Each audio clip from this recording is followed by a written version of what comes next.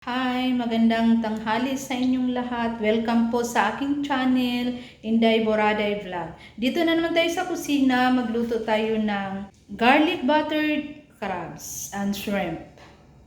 Dito na naman tayo, samahan nyo ako sa pagluluto. At sa hindi pa nakasubscribe sa aking YouTube, paki-subscribe naman po, like and share. Thank you! Maraming salamat po. Ito na, samahan niyo ako. Ngayon magawa tayo ng buttered garlic crabs and shrimp. Ito na, may 3 piraso tayong crabs at saka hipon, saka shrimp. At ito ang mga ingredients natin.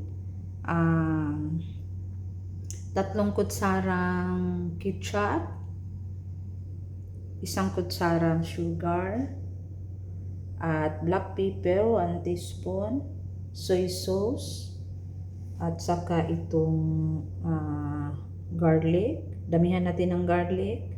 Tapos sibuyas. Tapos itong butter.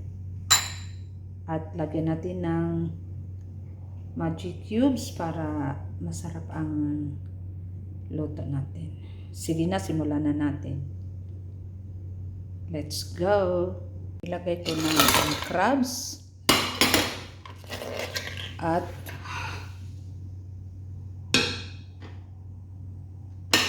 ang shrimp. At lagyan kong mainit na tubig. Kung mayroon kayong Sprite, mas mainam yung Sprite, masarap yung Sprite. Kaso lang wala akong Sprite, so ang gawin ko is lagyan ko ng mainit na tubig. Guys, tanggalin na natin. Ilagay natin dito sa plato. Dito na guys, ready na nating lutuin. Magpainit na tayo ng 2 kutsarang butter. Natin ang bawang. Haluin. Sunod natin ang sibuyas. Haluin.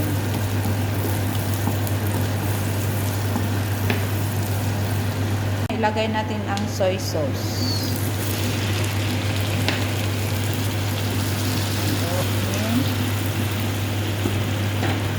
Ilagay na din natin ang ketchup.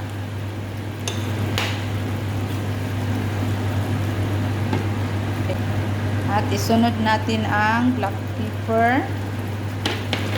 At lagyan natin isang cubes, magic cubes. At haluin. At ilagay natin ang asukal. Ilagay natin ang crabs.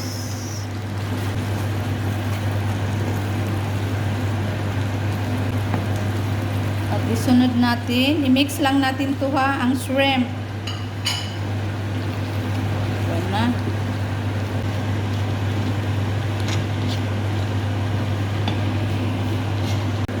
Ito na guys. Luto na siya. Hain na natin. Wow, sarap.